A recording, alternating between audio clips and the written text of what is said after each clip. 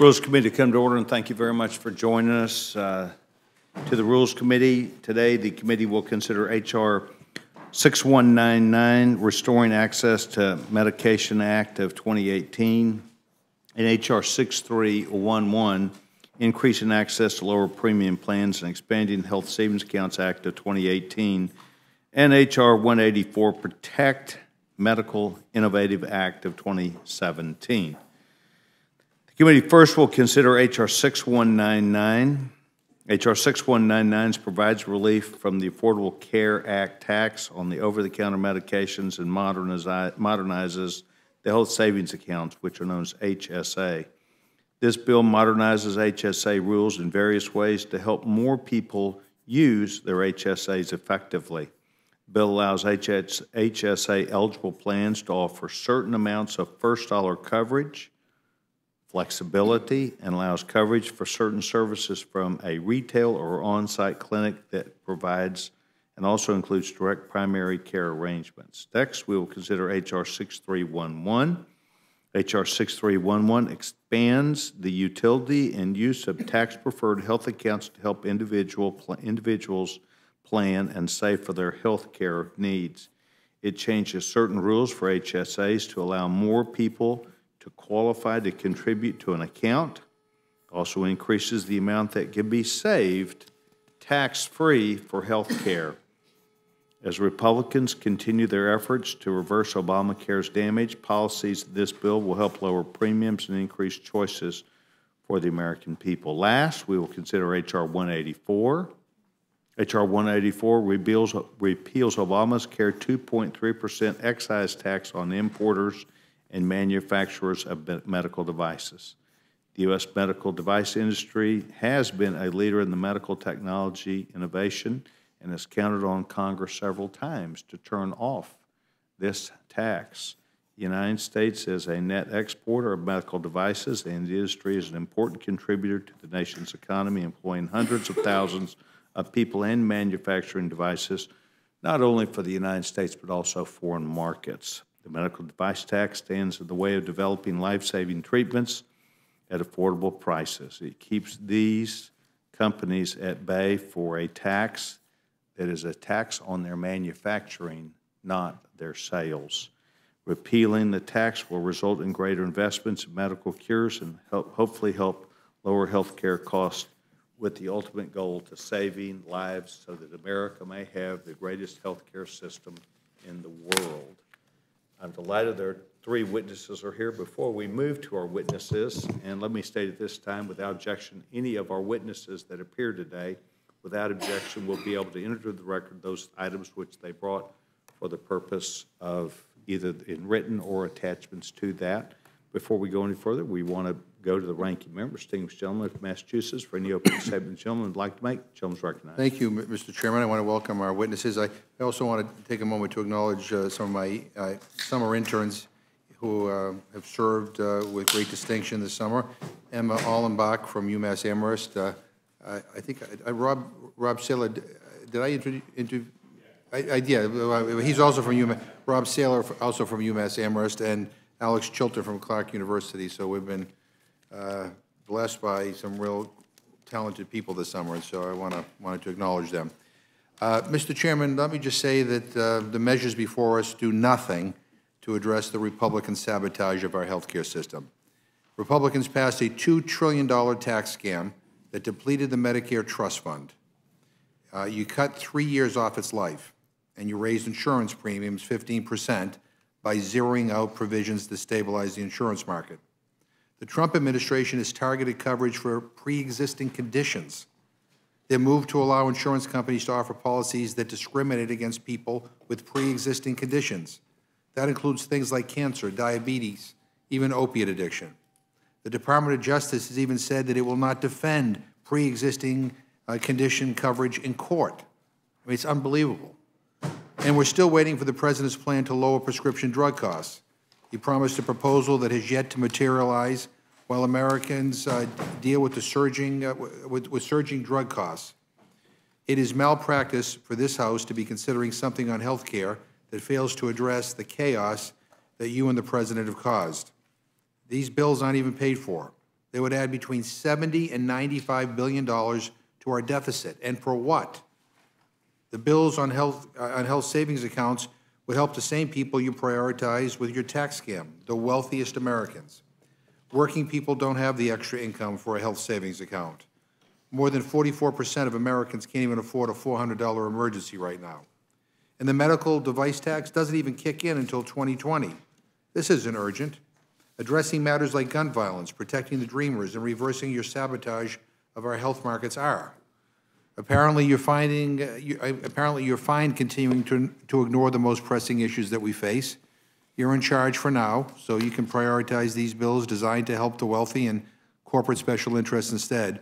But I want to make clear today that I'm not okay with that, Mr. Chairman. I don't think it's right for this Congress to continue ignoring our urgent problems. And judging from the approval rating of this Republican Congress, I think the American people are fed up too. I just make that opening statement because it is frustrating for many of us who believe we ought to be expanding health care protections for people, not taking them away, to see what is happening in this House. Again, I say that I respect the three individuals who are here today. I'm sorry to see Ms. Jenkins not coming back next year.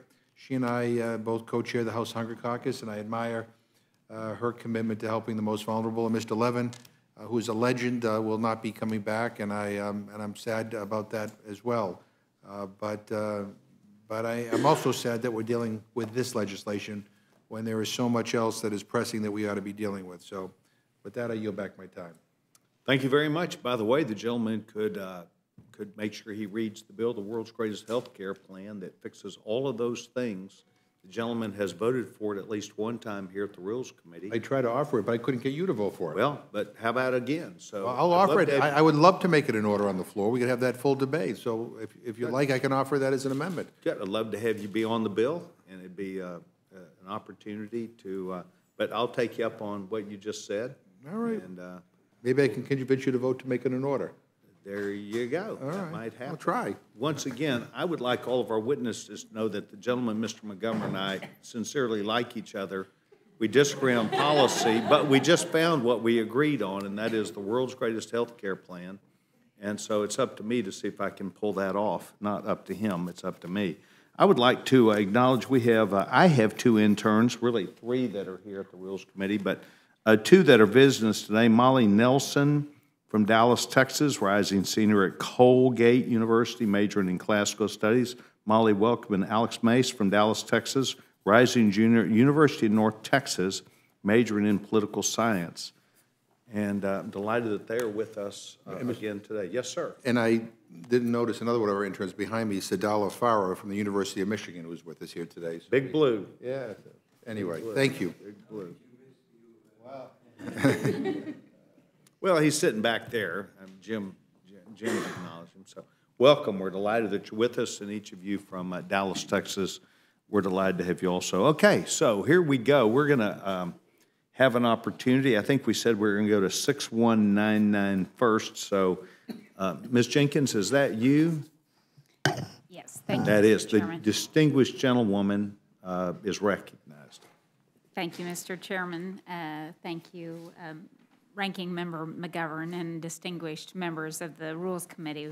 We appreciate the opportunity to testify on these really important bills. Mr. Chairman, each bill under consideration today is an important part of our ongoing effort to lower health care costs and expand patient choice. The Republican vision for health care has always been one that empowers families to make their own decisions and puts patients instead of the government in charge. That principle necessitates expanding access to consumer-driven health care by allowing individuals and families to control their health care spending. We can unleash the powers of choice and competition to lower costs and improve quality. That's why the bills before you today modernize and improve health savings accounts.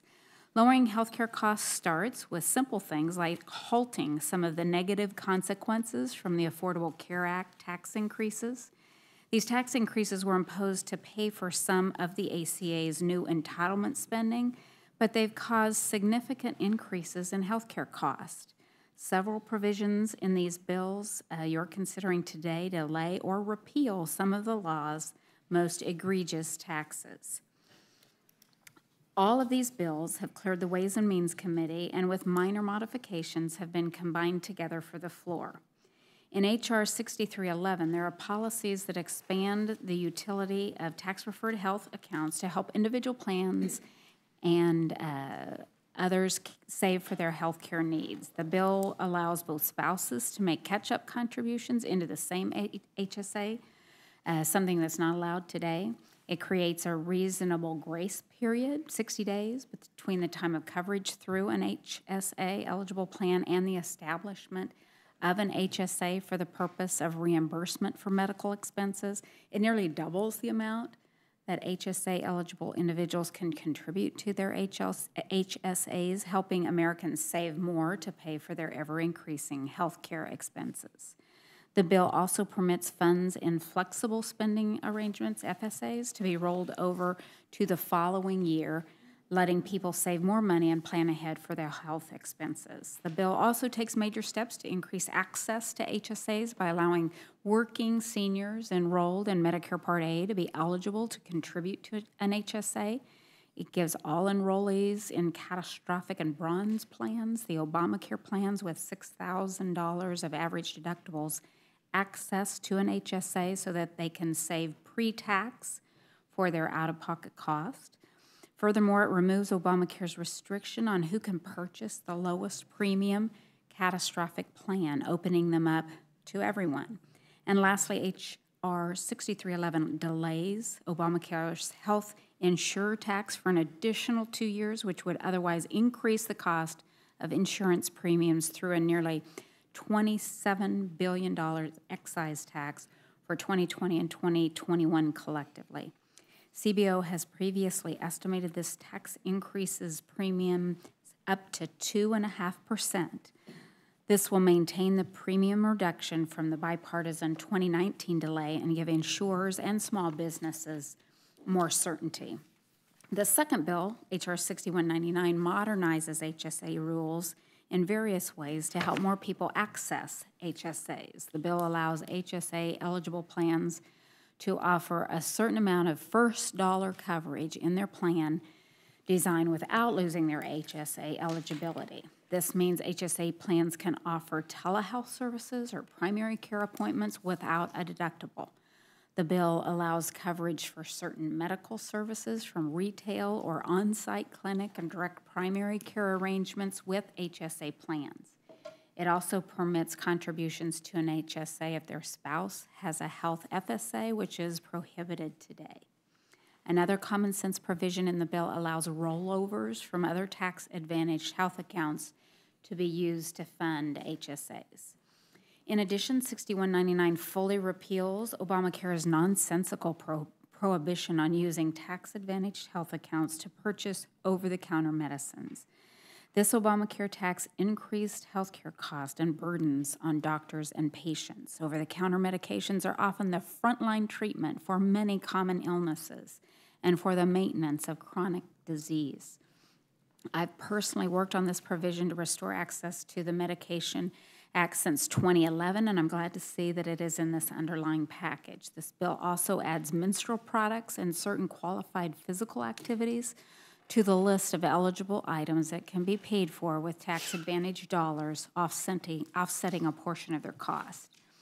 And third and lastly, the H.R. 184 repeals Obamacare's 2.3% excise tax on importers and manufacturers of medical devices. Repealing this tax will help protect American workers and reverse Obamacare's stifling impact on that industry. Again, thank you for allowing me to testify on behalf of these three bills that will lower health care costs and help more people save for their health expenses. And with that, Mr. Chairman, I yield back. Thank you very much. Eric, do you want to go next and allowing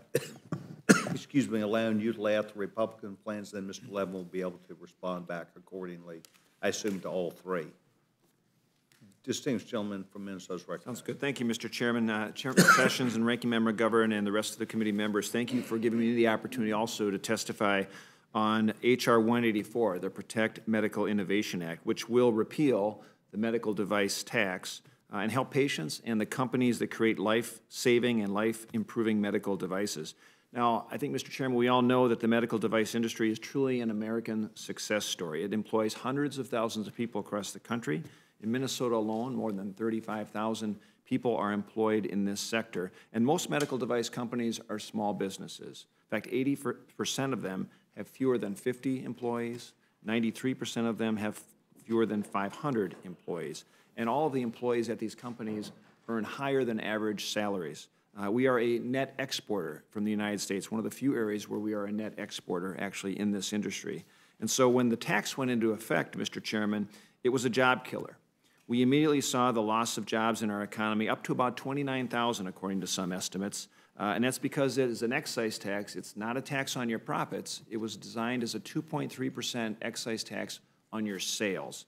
And the reason this is urgent now to move forward is the tax is impacting the financing for new startups. And these are doctors, engineers, entrepreneurs who come up with an idea in the garage or in the backyard for a new life-saving and life-improving technology. But it is hard for them to raise capital when these industries already take 8 to 10 years to become profitable in the first place. So we have raised the bar or the hurdle for them to exist or to become profitable. Several times in a bipartisan manner, we have voted to suspend this tax in the past, on tax on innovation, and we quickly saw the effects of the industry being able to rebound. But we have to provide certainty and predictability if we're going to make sure this industry is going to be thriving in the future. And the good news is both Republicans and Democrats recognize this is a bad policy. The medical device tax is a bad policy that should be repealed. In fact, the bill that we have before us has had 277 co-sponsors, 44 Democrats. Strong recognition bipartisanly that this tax should be repealed. So permanently repealing the medical device tax will make sure we can continue to spur growth in this sector, in innovation, and make sure that Americans have access to life-saving and life-improving technologies. And with that, Mr. Chairman, I will yield back. Sir, thank you very much. Mr. Levin, welcome to the Rules Committee again. We're delighted that you're here. You and I both know that you represent not just the Ways and Means Committee, but also an important district in Michigan, your viewpoint and your experience, and we're delighted that you're here. Gentleman's recognized. Thank you. Thank you. I'm glad to be here. Appreciate the chance to testify. Mr. Chairman, you are considering rules for three bills. I get you a little bit close. Is that turned on? Okay, good. Thank you. Thank you, Judge. Mr. Chairman, you are considering rules for three bills that generally address the tax treatment and permissible use of health savings and the medical device excise tax that has already been postponed until 2020. These bills are a reconfigured category of policies recently considered by the Ways and Means Committee, combined with other proposals that were not marked up earlier this month. They are misguided for three reasons. First, none of these bills will address the main factor driving up health costs for American families: the intentional sabotage of health care, as Mr. McGovern has laid out, under the Affordable Care Act, the sabotage of health care under ACA. In just the last few weeks, President Trump has, 1, refused to defend protections for pre-existing conditions in court. 2, cut off risk adjustment payments to health plans with sicker patients. And once again, slash funding for the navigators that help people find affordable insurance. And our office worked with these navigators in the past in cutting off the funding, reducing it to $10 million is inexcusable. According to health plan executives, beneficiary advocates, and independent experts, these and other steps, including last year's tax bill, are destabilizing the market and increasing costs. Rather than addressing these problems, these bills will actually increase costs for consumers. For example, one provision would allow insurance companies to expand the sale of skimpy catastrophic plans that shift additional out-of-pocket costs onto patients. Second, these bills are primarily aimed at helping wealthy Americans, just like the Republican tax bill from last year. according to the Joint Committee on Taxation. And I want to emphasize that. This is an estimate of the Joint Committee on Taxation. More than 80% of the tax benefits for health savings accounts goes to individuals earning more than $100,000 annually.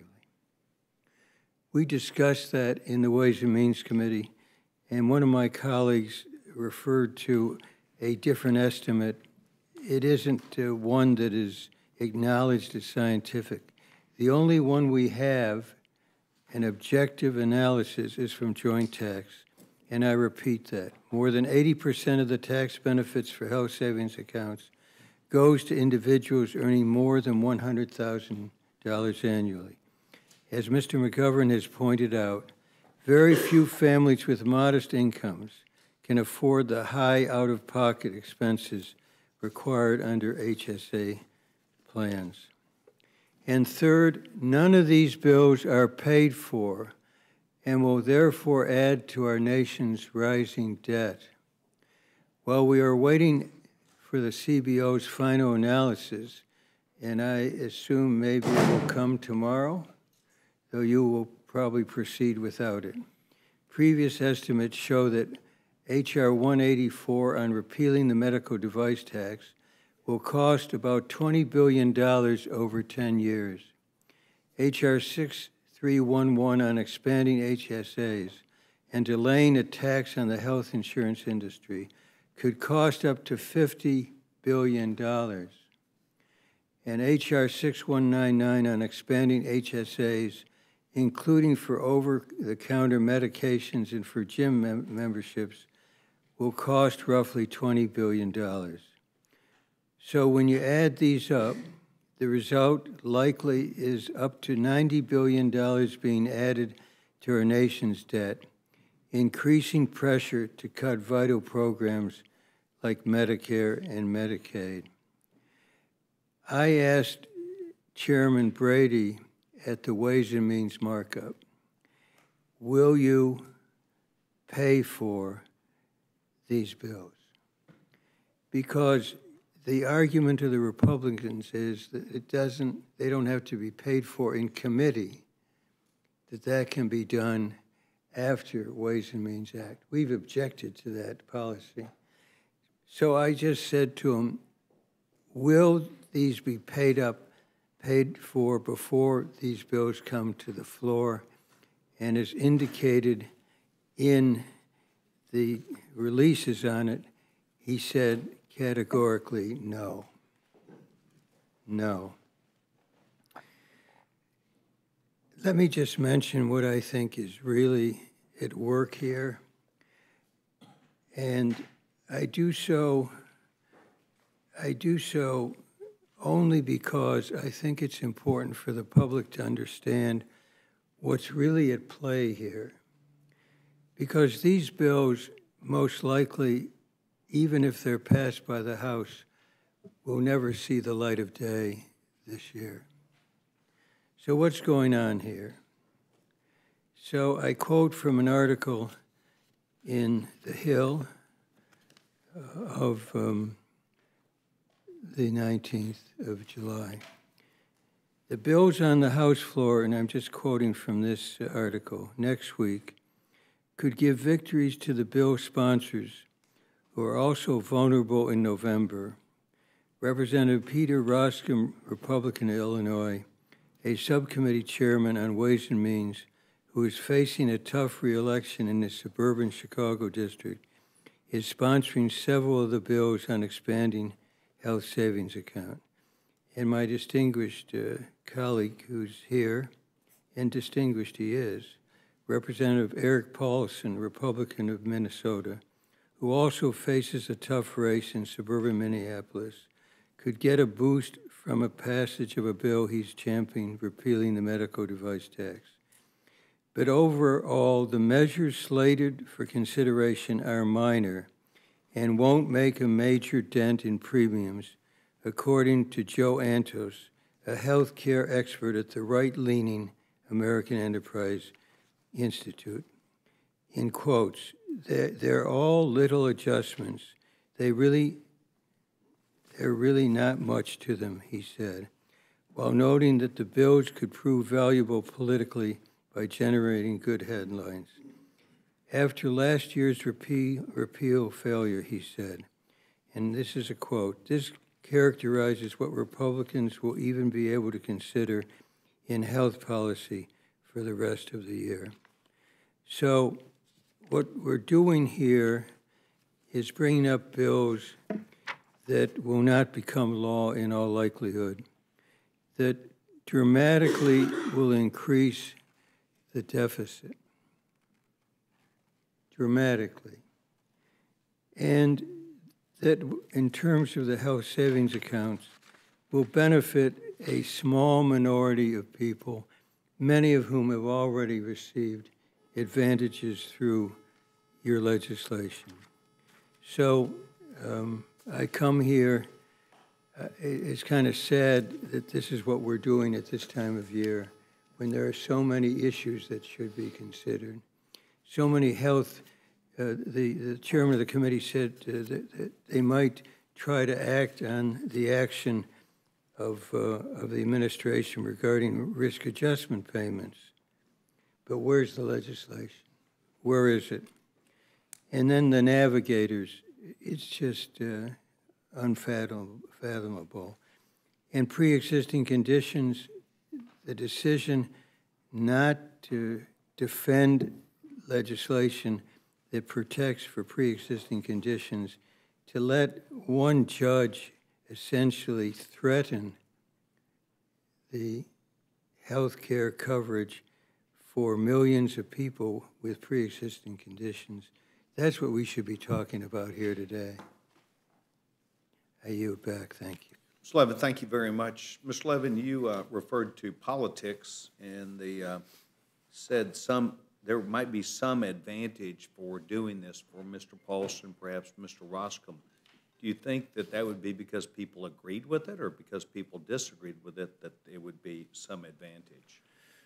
Look, if this were going to become law, that would be one thing. But these bills aren't going to be, in all likelihood, ever considered by the Senate. So, we've passed the medical device provision many times. There's been no action on it. And, is that right? And so essentially what... I don't think that's right. I think several times we've taken it out where it did not apply to a year. Is that right, Mr. Paulson? Well, we passed it, and it's never become law. Well, it's correct, Mr. Chairman. The House has had multiple votes on this to repeal the device tax, and the Senate has gone along on 2 different occasions for a suspension. And so this would actually make it permanent. And I just know that working with Elizabeth Warren and Senator Klobuchar, where it's a top priority in Minnesota, the bipartisan support, I think we will see action in the Senate once again, as we have in the past. This is a repeal. This is a repeal. And why don't you pay for it? Well, my guess is for the same reason that under Obamacare, when the $80 billion worth of class was signed, was changed a year after Obamacare, we just let that $80 billion go. That was paid for, and we didn't jump up and down or try and use that. We just said it was fraudulent. ACA was completely paid for. But $80 billion of class was used to get that done, and then we took that out, and we didn't try and jump up and down on that. So, but it was completely paid for. Yeah, Mr. Levin, you referred to when we were talking about the catastrophic and the HSAs, that 80% of the money that was used by individuals who made more than $100,000, and then you referred to families. Is that family income or is that individual income, sir? These are individuals. Individual income, but then you said families, the next statement. Well, I say families, you can just say very No, few. because householded income, 2 people that make $55,000 would be $110,000 of income. I don't consider that. I consider that the middle class, not some group of rich people. But the data is clear as to 5% of the public are now using HSAs? Okay, well, I'm interested in that quote, so I'm going to go look for that one. Ms. Jenkins, you were talking about catastrophic market. Can you please describe the catastrophic market today and actually describe the system and then what we're trying to influence with your discussion? Well, I'd first like to revisit your first statement because I think a recent study by AHIP, a survey that they did, came up with the fact that 21.8 million people were covered by a plan with an HSA in January of 2017, so over a year ago. And just to put that in perspective, that's twice the number of people enrolled in Obamacare's exchanges. So these plans and accounts have an increasingly popular appeal So it's to the American maybe people. not the 5% that we've heard in testimony today. Well, according to this survey, there are 21.8 million people covered Almost with twice a as plan. many. Twice as many as Seems like those that'd be covered complicated. by an But it wasn't Obamacare's. required, so people had a choice.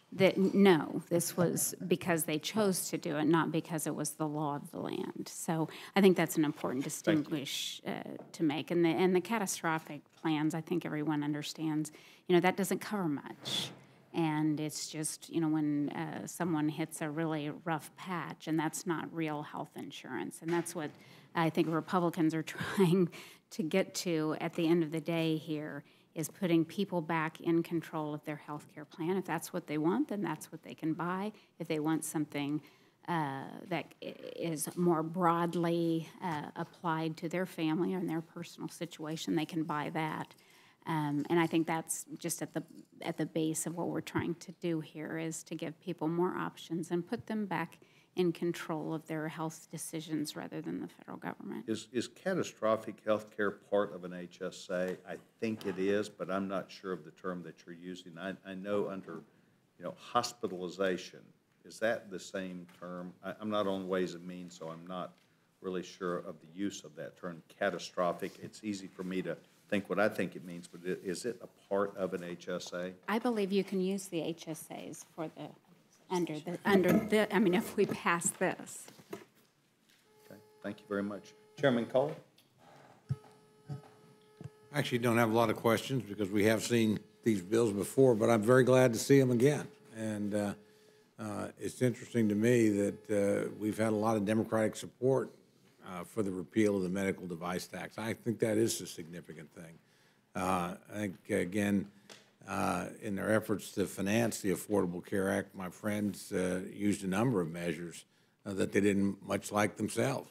They've always been more than ready to cooperate in postponing the tax on insurance proposals, for high-end insurance proposals. And so I don't feel a need to pay for something I didn't vote for in the first place, and frankly, that the people who advanced it routinely join us to either postpone it or repeal it.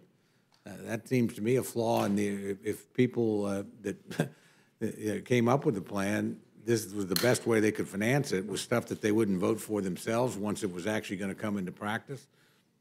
It tells me that if you want more money, and it tells what taxes you want to raise. I haven't seen those proposed on the other side. So again, this to me is something that hurts innovation, costs jobs, and taxing people that are using medical devices seems to me the most counterproductive thing in the world. It really does. I mean, why would you tax people for being sick or handicapped? And that's what we're doing here. So I applaud my friend for doing it, and I feel the same way that my friend from Kansas does on HSAs. Again, let's give people the choice to decide what's best for themselves, make these kind of decisions. I think that's one of in my view, one of the most egregious faults of the ACA is it takes away decision-making from a lot of people for what they think it works for them. It's helped some people. There's no question about that. I'm the first to acknowledge it's helped millions of people. It's also hurt tens of millions of people by limiting their choices and increasing their prices. So I think just, in my view, fundamentally flawed legislation, and I think these are two steps in the right direction, and frankly, I think they're steps that will attract a lot of Democratic support, particularly on the medical device tax. And guess what? When we roll out the plan to postpone the tax on insurance, high-end insurance proposals, I bet there'll be a lot of Democrats voting for that too, because they always do.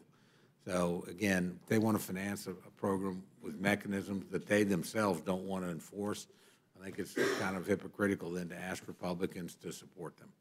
So with that, I yield back. Chairman Cole, thank you very much. Gentleman from Massachusetts. Well, let me just, I don't really have any questions. I stated my views in my opening statement, but let me say I think I speak for most Democrats when I say the Affordable Care Act isn't perfect. We've all been for working together to try to improve it and to expand benefits and to strengthen benefits and strengthen protections, because we believe health care ought to be viewed as a right in this country for everybody. And that's not the way it's been. And the Affordable Care Act ensured that millions of more people got health care protection. It's one of the reasons why you guys are having such a difficult time repealing it. I mean, you control the House, the Senate, and the White House, people turned out en masse protesting all of you when you tried to repeal it. I think you look at what happened in Virginia. This was at the state level. You know, the massive turnaround in terms of the vote away from Republicans to Democrats was all on the issue of health care.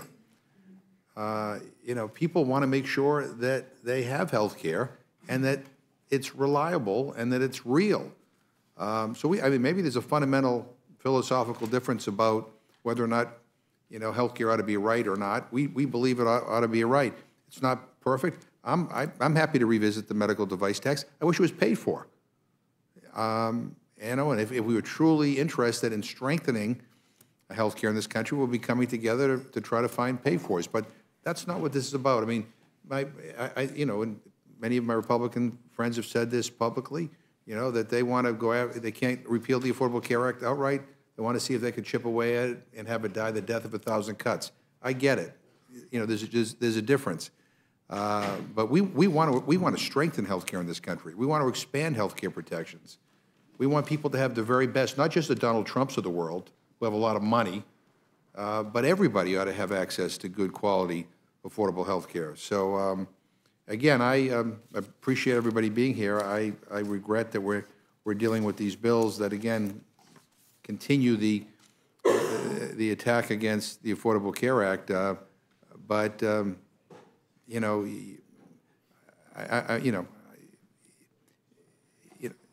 you tried to repeal it outright, and you couldn't, and you control everything. The people don't want what you're selling. With that, I yield back my time. Gentleman yields back his time. Thank you very much. Distinguished gentleman from Louisville, Texas, Dr. Burgess. Thank you, Mr. Chairman, and I have a feeling I'm going to get the opportunity to talk about this a lot for two rules on the floor, so that I'm grateful for that opportunity. But Mr. Levin, let me just ask you, since you're here, and you made this statement, I wrote it down. You said the average person can't afford the high out-of-pocket costs of health savings accounts. And full disclosure, I had a health savings account from the day you first passed them in 1996 until I got too old and went on Medicare. And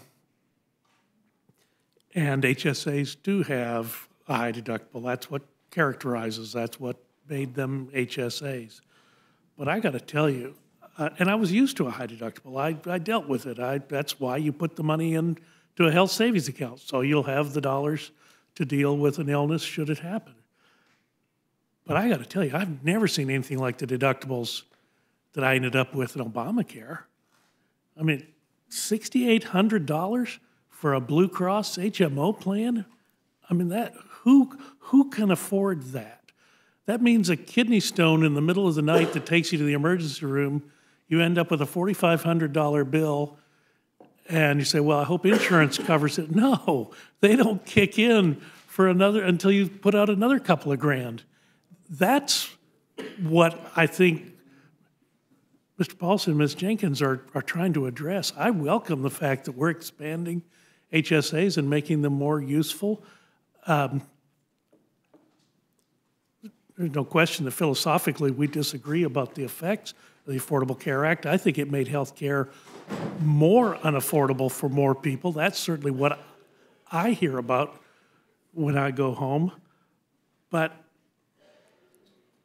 I'm grateful that we're considering the copper plan in this. I'm grateful that we're looking at a 50% actuarial value plan, marrying that up with an HSA, making that HSA compatible, and then expanding the amount of dollars that you can put away to cover a medical expense. I mean, I think that just makes good sense. I've argued for that. In fact, I used to talk to people in the Obama administration. Why won't you allow us to expand health savings accounts? Why won't you make one of these high deductible plans HSA compatible by definition, and then expand the amount of dollars you can put into the health savings account to at least equal the amount of the deductible at that time in the bronze or silver plan? Adding a copper plan, I think, makes sense, and make the amount of the deductible then equal to the amount that you can put away or that you would need to put away to cover a copper plan deductible. That just makes good sense, and I don't understand why the reticence to do that. It empowers people. It gives them a little bit more control over what their healthcare expenditures are going to be like. Look, when I bought an HSA back in 1996 or 1997, the reason I bought it was because HMOs had made big inroads into the market and where I lived, and I really disliked the fact that a utilization review committee somewhere could tell me whether or not I could have a procedure done or a test done. I wanted to be able to spend my money for my health care. I thought that made sense, to see the doctor that I wanted and to be able to pay the bill for the doctor that I wanted to see. That's the reason I got involved in an HSA. But if anything, they are more necessary after the passage of the Affordable Care Act and these devastatingly high deductibles that people are faced with now. Mr. McGovern mentioned that some people can't even cover a $400 flat tire. How are they going to cover a $6,800 deductible for their emergency room bill? So let me respond. I mean, you'll be on the floor and we'll debate this. The problem with the way you're going is... Actually, technically, just reclaiming my time for a moment, we won't debate this. I'll be down there for the rules, so I'll be debating Mr. McGovern or Mr. Hastings. You'll be debating for the Ways and Means Committee, but since I'm on the Energy and Commerce Committee, you and I actually won't get the pleasure of debating tomorrow on the floor. That's why I wanted you to hear my argument today. He can participate in the rule debate if you want. Sure can. No, And complain about have. the closed rule that we're going to probably get. And this subject will be debated during the rule, I'm sure. And the answer is that the way you're going with expansion of HSAs, the way you're going is there will be increases in premiums, and already you're worried, and rightfully so, about the premium increases that have occurred, and the announcements are going to be made in October. And right now, I think legitimately, more of the public blames the Republican Party for the increases in premiums than Democrats. And the reason is because you have conducted yourself in ways that have increased premiums. Just reclaiming my time for a moment, and this is a much longer debate. The difficulty with the increase in premium began with the passage of the Affordable Care Act. Okay. My health savings account had a high deductible, $3,000. Seems laughable now that it was that high. But the trade-off was I paid a much lower premium than even than someone could get with employer-sponsored insurance. And the idea was that I'm going to be a much more wise consumer with the expenditure of healthcare dollars, and that's why those plans were able to be sold and marketed and apparently did fairly well until the passage of the Affordable Care Act. So the Affordable Care Act took the concept of the high deductible and extrapolated it to everyone. But my premium didn't go down. My premium tripled with that high deductible. That's what's got people in just a lather over the problem. The Affordable Care Act is seen by most people in middle America as a transfer payment. You took something from me and gave it to someone else. And people are sick of that. They are sick of it, Mr. Levin. Okay, I come from the Midwest, and increasingly ACA is popular, increasingly so. In Michigan, 650,000 people are covered through expanded Medicaid. 650,000 with a Republican governor. And so also in terms of premiums, talk to Blue Cross of Michigan and they'll tell you that a good portion of the increase in premiums is because of actions that this administration has taken, including the most recent ones. You're essentially taking steps, whether it's in the courts or otherwise, that result in increased premiums. And that's why more and more people are blaming you. No, Mr. Levin, let me correct you there. They are blaming both of us, and rightly so. No, look, we would be glad to sit down with you. We would have been glad long ago to sit down and Reclaiming talk about... my time for a moment, Mr. Levin, I brought 18 amendments to this Rules Committee when this Rules Committee passed the rule for the Affordable Care Act, and none of them were made in order because you took a bill that passed the Senate by a bare margin and rammed it in over here through the House side. I mean, that's history. There were lots of amendments proposed in the Senate by Republicans that were carried, that were incorporated. The problem, as a member of the Ways and Means Committee, I can tell you firsthand, and I chaired the committee when the bill became law, there was no willingness of the Republicans to sit down and really try to work something out. The basic approach of the Republicans reclaiming my time, we should rejoice today because now members of the Ways and Means Committee have brought to us a solution for the problems that people are experiencing in the Affordable Care Act. And I think we should welcome that. Pay for it. Pay for it. That used to be a premise of the Republican Party. Pay for it. But just pay for it. Again, reclaiming my time, when I had a health savings account, I was paying for it. That was the whole idea. Okay, it was my money, and I spent it as I saw fit. Pay for the expansion of them. Pay for it. Pay for it. This is $90 billion worth. $90 billion. And who's going to benefit from this? Who's going to benefit from this? People who have been hurt by the passage of the Affordable Care Act. Okay, well, I think you're wrong. But I look the good forward news to is debate. we get to see who is or is not correct on this. Okay, we look forward to that. Thank you, Mr. Chairman. Thanks thank you for letting us have this back and forth. Thank you for the opportunity, and thank you to Mr. Paulson and Ms. Jenkins. I echo what Mr. McGovern said. We will miss you when you're no longer pushing great policy through the Ways and Means Committee. We'll see about Mr. Paulson. Gentleman yields back his time. Thank you very much. Distinguished gentleman from Florida, Judge Hastings. Thank you very much, yes, sir. Mr. Chairman. Ms. Jenkins, how do you all handle the pressing matter of pre-existing conditions? What happens here with people with pre-existing conditions? Yeah, there's nothing in here that would change that. And just on this previous discussion, there's nothing in these bills that would increase premiums either. I'll have an opportunity tomorrow as well to speak to this, but I'm furthering my questioning of you, Ms. Jenkins.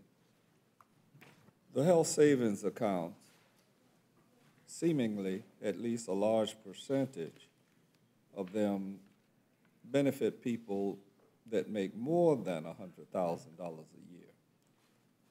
If you look at the statistics in the for whatever it's worth category, only about 5% of people that make under $100,000 were able to afford to have a health savings account.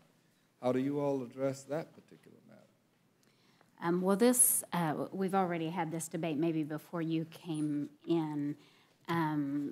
The statistics are a little bit different than that. About almost 30% of the people that can use these make less than $57,000, I think. Is that about right? And then about 71% of the people make under $200,000. And again, on a joint return, that's a whole lot of people that are in my district considered working class people that are taking advantage of it.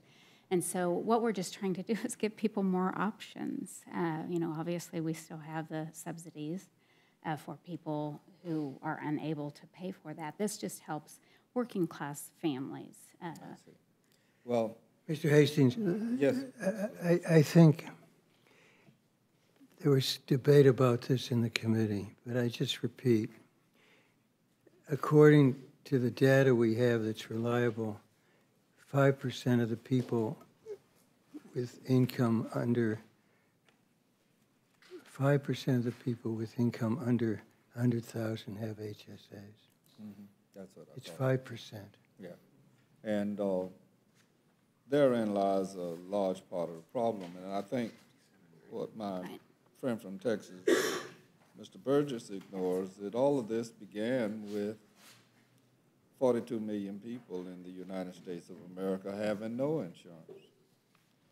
And I don't think, with all of the hammering that has gone on of the Affordable Health Care Act, I don't think that statistic has improved. As a matter of fact, I rather suspect that there are more people now that don't have health insurance, however you attribute it. And that's what's troubling to me. I think we have a responsibility to each other, and especially to the most vulnerable in our society, to be able to do something about being able to have health care. Now, you know, realistically, what winds up happening, these people get sick and they go to the emergency room, and the taxpayers in the congressional, in the particular area that they live, wind up picking up the tab. And that just isn't right. We should be a much better nation than that. And for my friend, I was here when Dr. Burgess brought the 18 amendments that weren't made in order. But I promise you there aren't going to be any amendments made in order today either. So even though you have a Republican amendment that's at least in the summary, I don't expect that it's going to be admitted. I do want to, I know Mr. Levin is here and has covered it, but Mr. Neal could not be here. So aside from just offering under the rule of the chair the opportunity for unanimous consent, I want to read Mr. Neal's statement. He said, "Good evening, Chairman Sessions and Ranking Member McGovern. I thank you for holding this Rules Committee meeting. However, I do note that the Republican Party can't even put together a transparent process for a comprehensive health proposal that can withstand scrutiny in the light of day. Instead, we get these sham tax cuts, just wealth care over health care. In committee, when these bills came up, Democrats offered a number of amendments seeking to protect individuals with pre-existing condition discrimination, protect Americans from premium increases, protect against gender discrimination, and ensure a stable future for Medicare. These Democratic amendments were all rejected along party lines. Republicans could have chosen to protect consumers by adopting these amendments, but did not. What consumers want and care about is not more tax cuts, but help lowering out-of-pocket costs, addressing drug costs, and protecting consumers from sabotage. This is not what we have here. I also raised concerns with the unpaid nature of these bills. A footnote there that Mr. Levin continues to say about the $90 billion not paid for, and I haven't heard a response, and I suspect I likely will not hear a response regarding. I'll hear arguments, and from the chair I heard whataboutism. I'm a little bit tired of whataboutism. I'm talking for myself now about what happened with Obama. We're right here, right now, And reality allows that we need to be dealing with it, both Democrat and Republican, in all aspects of what our committee allow for. Returning to Mr. Neal, he says, coming on top of the massive corporate tax giveaway Republicans enacted in December, additional unpaid for tax breaks for the very same corporations that benefit in the earlier legislation is simply irresponsible. And for all the Republican rhetoric that these tax giveaways will address consumers' costs, not one provision in any of these bills requires device companies or insurance companies to reduce the cost of their products if these taxes are delayed or repealed. There is no requirement medical device companies hold costs down or lower the cost of products. There is no requirement that insurance companies, and I might add from my perspective, footnote right here, I don't understand what part of insurance companies making out like bandits that we have never understood. I used to argue with physicians and lawyers that fought with each other, that we were fighting with each other while insurance companies were going to the bank. It was never a really serious problem. There were overblown situations, of course, where juries gave high awards, but it didn't amount to all of the malpractice stuff that everybody talked about. The insurance companies manage. I don't think in the history of this country, I don't think any of them have gone out of business, while all sorts of businesses and hospitals and doctors and lawyers and Congress people have gone about their business arguing with each other, and they continue to do well. Returning to the end of Mr. Neal's comments and picking up where he says, and ensure a stable future for Medicare, oh, wow, that's going to be something we're going to have to deal with in the future, isn't it? A requirement that insurance companies lower premiums if they get this tax delay, and these provisions are a giant tax windfall to corporate interests, again ignoring what consumers are facing across the nation. This is simply another massive tax break for those who do not need them. Yet again, the Republicans ignore the average American struggling to get or stay in the middle class.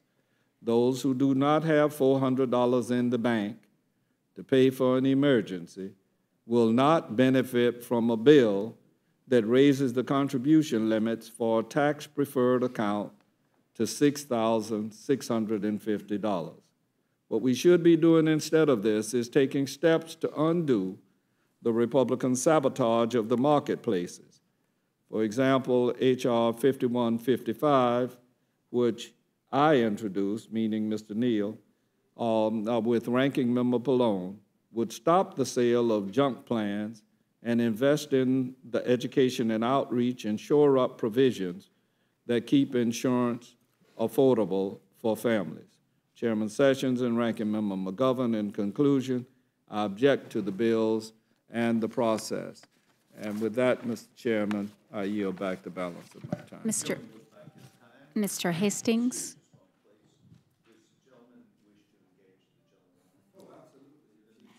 I have no objection to, I yield to Ms. Jenkins. Thank you. I just wanted to correct my statement. The $57,000 is the median income of folks that have HSAs. I think I misspoke earlier. I just wanted to correct that record. And, you know, I just hope everyone understands here there are differing views on the way to solve the healthcare crisis in America. Certainly, folks on one side of the aisle have an idea, folks on the other side of the aisle, but we're here today with a package of bills that were all bipartisan. We're just trying to relieve the pressure valve a little bit on increased premiums. When the ACA originally passed, I think CBO told us the market would increase 10 to 13%. It's increased 105%.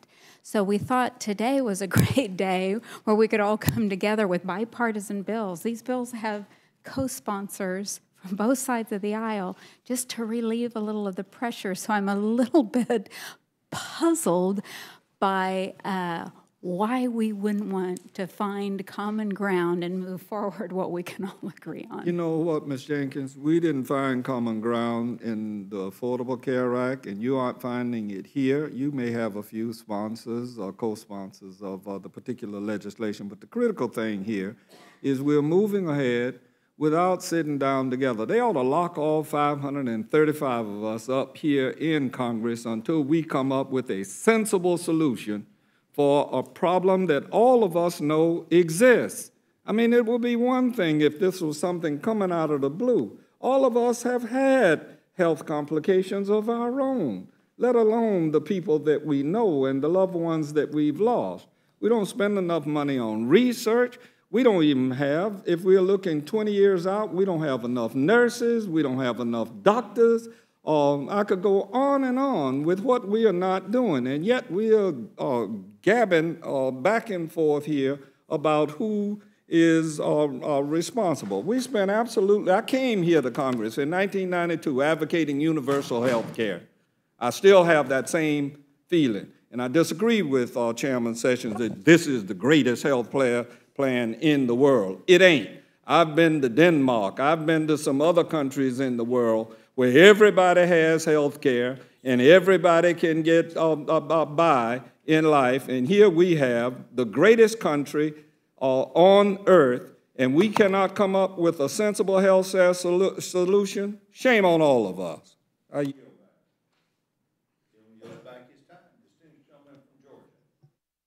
Thank you, Mr. Chairman. I apologize for missing the testimony. I read over it ahead of time. I wanted to thank Ms. Jenkins for being here. I don't know how many more times we're going to get to see her back in front of the Rules Committee before she returns to Kansas, and she has always been a bright spot for me in terms of trying to find some common sense solutions to things. I just wanted to say I'm sorry you're getting knocked for not solving everything here in this one day. I tell you, I'll settle these days for solving anything. And you know, it turns out if we do a little bit every day, we wake up at the end of the year, 365 days later, find out we've really done a lot together. I think it's great that Mr. Levin was able to point out hundreds of thousands of folks who've joined the Medicaid program in Michigan as a result of expanded Medicaid. We didn't expand it in Georgia. We thought it was a program that was on bad financial footing to begin with, and we thought that adding more folks to it was just going to make it worse. But more importantly, we haven't been able to find a way in our Medicaid program in Georgia to provide incentives for patients to be responsible for their care. And all of those families that you mentioned in those HSAs, I don't know how we solve the problems that Mr. Hastings pointed to if you don't involve me as a consumer. I have one of those HSAs, and so when I needed a CT scan, I called around. In fact, I got on the web, I looked it all up. I could have gone to the hospital next door. It was going to cost a lot. I ended up driving about 30 minutes up the road to a place where it was only going to cost a little. I had that option because I could afford the HSA. You're making it a more practical alternative for so many more Americans, working class folks in my district. Employers can participate. I don't think we're doing anything in this legislation to encourage employers to participate more, but I think there's an opportunity to do that there. So I just didn't want it. I didn't want you to come up to the Rules Committee for what might be your last time and think that folks were sorry you couldn't do it all. I have always known you to be a member who did what you could when you could. And candidly, if we had more folks who were trying to hit singles instead of everybody swinging for the fences all the time, we might end up with a better scorecard for the American people at the end of the day. Mr. Paulson, I didn't mean to give you short billing there. It's just I know I'm going to see you again and again and again and again, and I very much appreciate that. I share Mr. Hastings' concern. You all have so much work to do on the Ways and Means Committee. I think about all of the things that the American people are clamoring for. They're all within your jurisdiction. I've been here 8 years. I've not gotten to vote on a bill to save the Social Security system yet. Right? There are only a couple of levers to pull. I haven't gotten to vote on that. I vote for budgets every year that purport to solve the Medicaid crisis for years and years to come, but I've never gotten to actually vote on legislation on the floor of the House that was going to put that worry behind behind all the seniors. They didn't give you any of the easy issues. They only gave you the hard issues to work on. And the swipes that you're taking at those today, I was bragging about them last week when the chairman told me we were bringing these bills before the Rules Committee.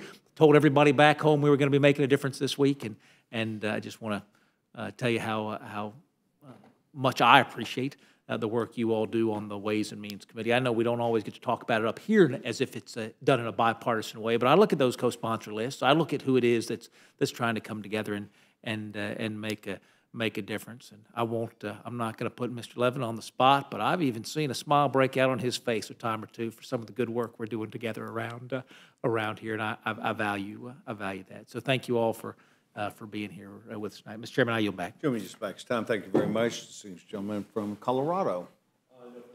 Gentleman does not seek time. Ms. Torres? Yes, Mr. Chairman. You know, there was no amendment notice sent out for any of these bills. If we truly wanted to work together on a bipartisan way to fix the ACA, and I certainly wish that the Democrats, when they were drafting the Affordable Care Act, should have stopped playing kumbaya and drafted a bill based on solely Democratic support, because I think too many times we tried to work with Republicans and fail at every single step. And in turn, we Democrats put out a bill that was a work in progress, faithfully thinking that there would be an opportunity to return to Congress and work together and legislate together and come up with a way that could benefit our mutual constituents. But unfortunately, that has not happened. So, Mr. Chairman, since Democrats haven't been allowed to file amendments, you know, it's very difficult to sit here and listen to the debate and think about how are we going to pay for these bills. Where has fiscally responsibility gone with Republicans? If I would have been able to file an amendment within enough notice, as my office scrambled to try to file an amendment earlier, but we simply ran out of time, my amendment would have had a very simple fix. The initially passed GOP tax bill in the House didn't lower the marginal tax rate on upper income earners. And the Senate tax bill lowered it by 1%, adding more than $100 billion to our debt. Yet, when the final conference package came to the floor, that $100 billion in debt was doubled to $200 billion, 2%. So how did that happen? Was this a backroom deal? The House didn't have this tax break in their bill, but after meeting with the Senate behind closed doors, a $200 billion tax break appeared out of thin air. There was no discussion. There were no fiscal conservatives saying pay for this at the time, at least not one that we noticed. And if we truly want to find a pay for and an opportunity to work together on providing gym memberships, you know, for people that have an FSA, and I don't see that as a bad thing. I have a medical savings account, and I use that to purchase my contacts every year and to pay for my co-payments. Those are all good things. But you argue, you know, the same thing every single week in every single bill. How are you going to pay for this? But yet, when it comes to proposing bills, you want to exempt yourselves from that. You know, you want to eat your cake at the same time. So I have an estimated fix if I would have been able to file an amendment. And the opportunity to fix that by resetting the upper marginal tax rate to 2017 levels, the same levels that the GOP House voted for prior to going into conference. That would have been an estimated fix, would increase revenues by over $200 billion, roughly, easily covering the cost of the bills that we are considering today. A fiscally conservative Congress should not be adding expenses without finding a pay for, unless you all think you're short-timers, and you're not going to be here to deal with the pay for. And see, I've been in that position too, when I was first elected to the state legislature, and had to take over a position and had to deal with a $15 billion deficit in my state, because for too long, for too many years, the previous representatives just kept on extending credit and kept on extending bonds and kept on passing bills without a pay for.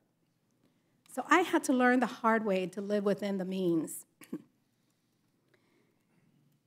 The bills we are considering tonight will overwhelmingly be beneficial to the same upper earners that you gave a tax break to. And my question is, shouldn't the wealthiest among us be willing to chip in and pay their fair share too? Or should they just continue to be exempt? Are my Republican colleagues serious about tackling the debt problem that we have? Or are we only interested in providing tax breaks for the richest constituents in our nation? Those are my concerns, Mr. Chairman.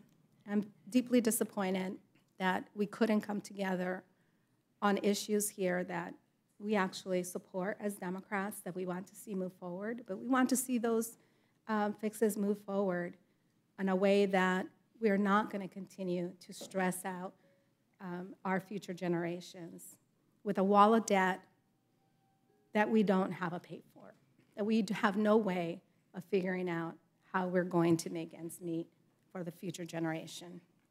So I yield back my time. Thank you very much. The distinguished gentleman from Alabama. Gentleman does not seek time. The distinguished gentleman from Freedom, Colorado. Gentleman does not seek time. Is there any other member that would seek time with this group that is here, this panel? I want to thank each of you. Please remind you that as you brought anything in writing to the committee, to your presentation today, our awesome stenographer would appreciate getting a copy. And I want to thank each of you for taking time to bring your ideas and your work, your toolage to the committee today, and thank you very much.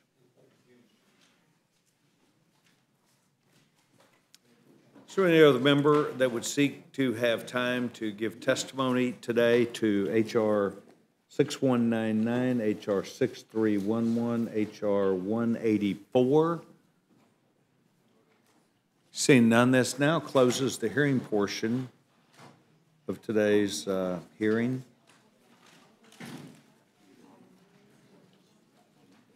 You ready to go? Chairman, now being in receipt of a motion from the distinguished gentleman from Oklahoma. Mr. Chairman, I move the committee grant H.R. 184, the Protect Medical Innovation Act of 2017, a closed rule. The rule provides 1 hour of debate, equally divided and controlled by the chair and the ranking minority member of the Committee on Ways and Means. The rule waives all points of order against consideration of the bill. The rule provides that the amendment printed in the Rules Committee report shall be considered as adopted, and the bill as amended shall be considered as read. The rule waives all points of order against provisions of the bill as amended. The rule provides one motion to recommit with or without instructions.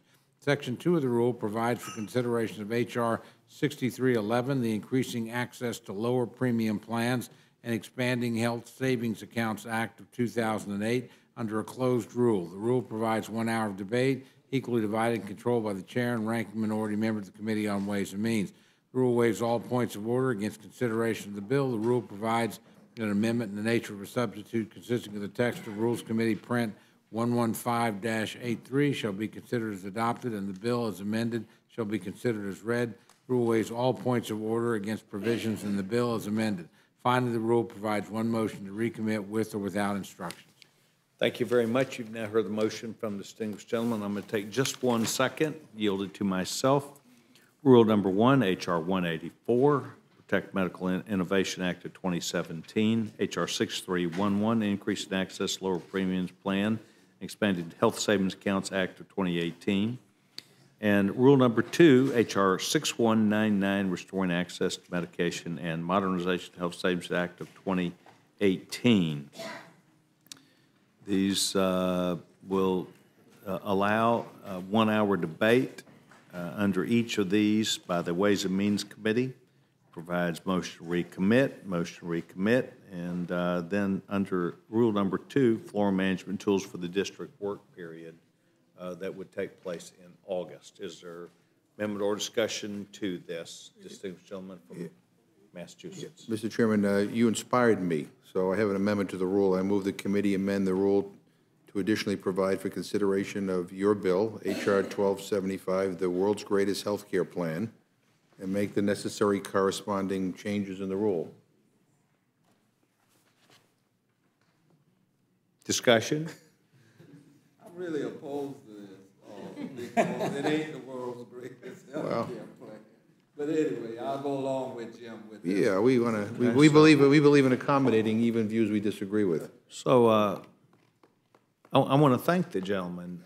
In fact, there will be a methodology for bringing the world's greatest health care plan to the committee.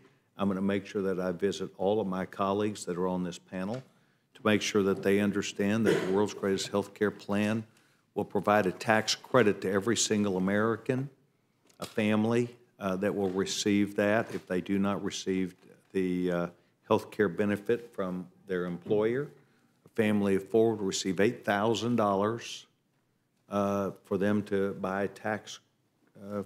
a health care plan of their choice in the free market. $8,000 will be applied to a group policy as opposed to an individual policy, meaning the discussions that we had today, meaning that someone would be able to have an out-of-pocket cost that would be around $2,500 instead of the $8,000 that would be under the individual policy that we know that Obamacare is. One of the big problems of Obamacare not being successful was the excessive cost, as Congressman Burgess has talked about. That plan for members of Congress is twice as expensive, and the deductible is twice as expensive.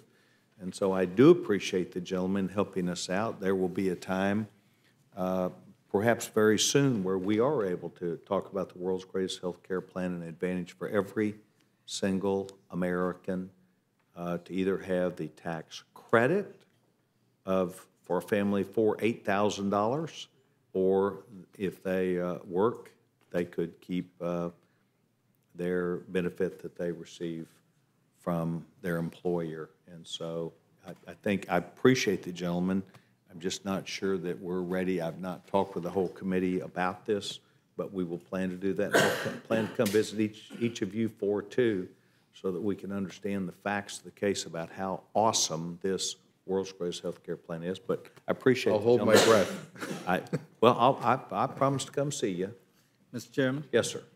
You know, words are easy for all of us around here, and your smooth offering is serendipitous, to say the least.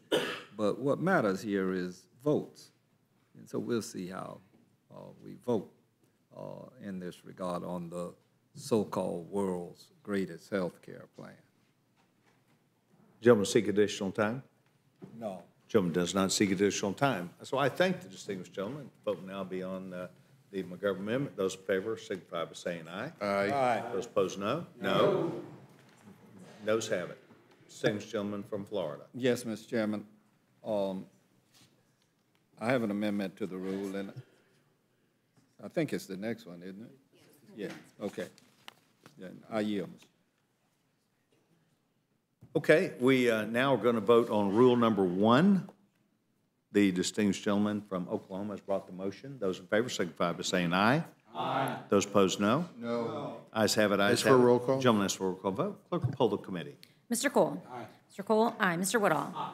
Mr. Woodall, aye. Mr. Burgess? Mr. Burgess, aye. Mr. Collins? Aye. Mr. Collins, aye. Mr. Byrne? Aye.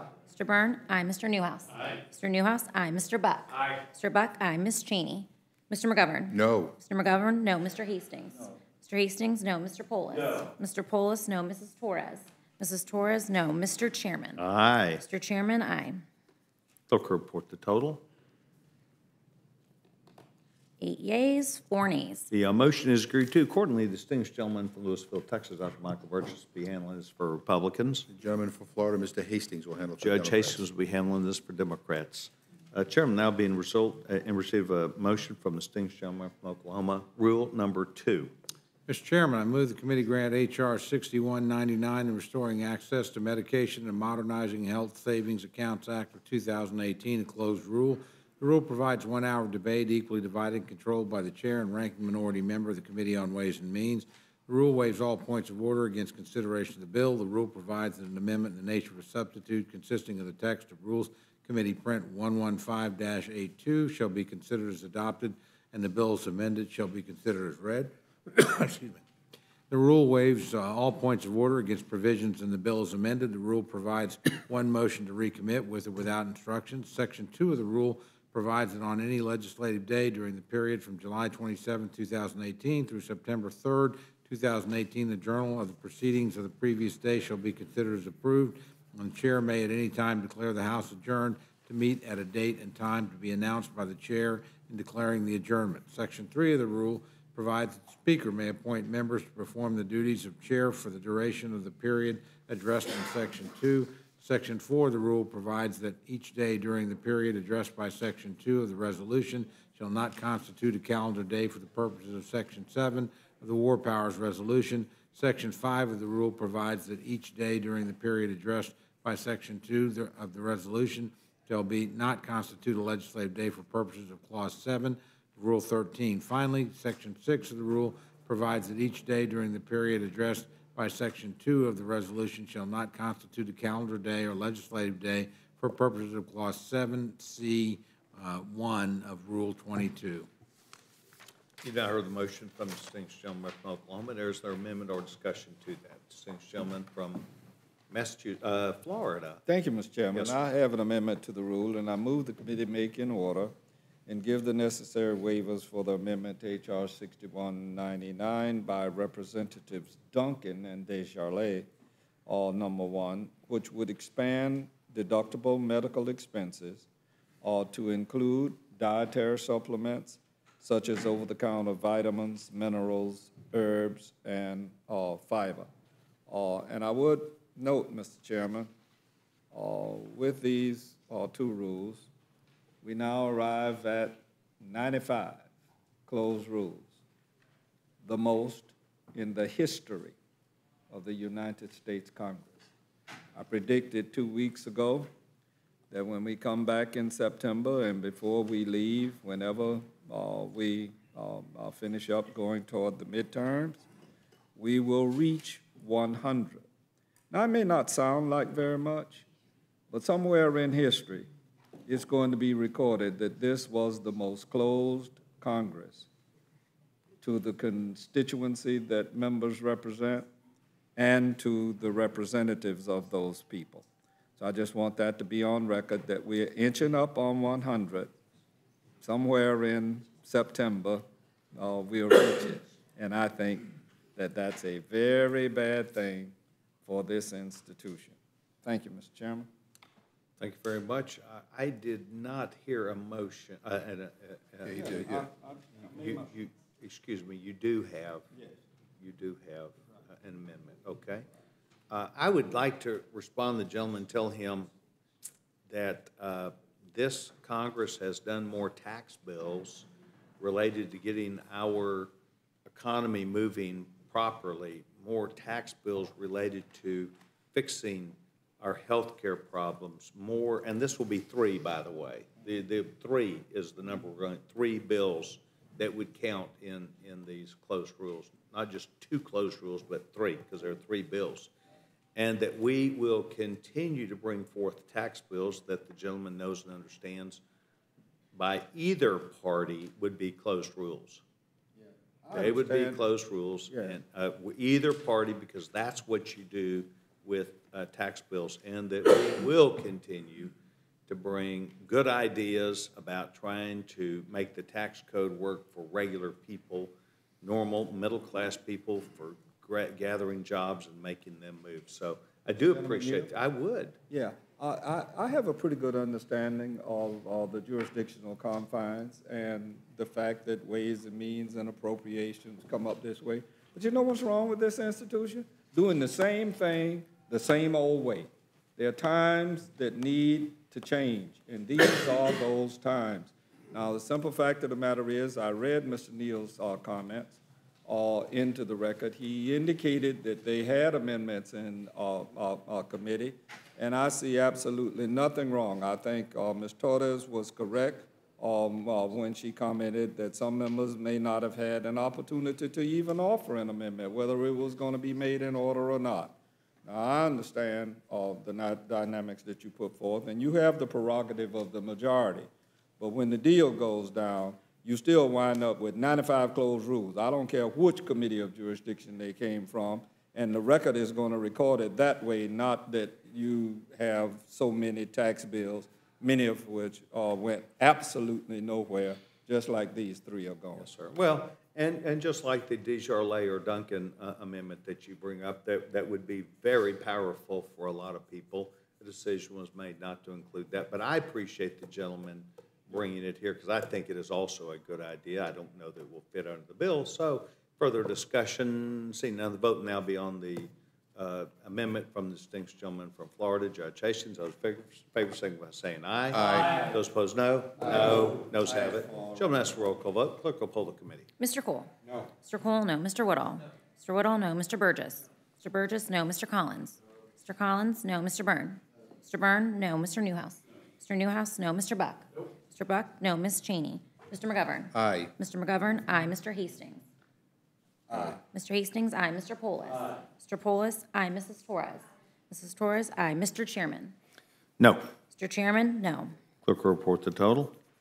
4 yeas, 8 nays.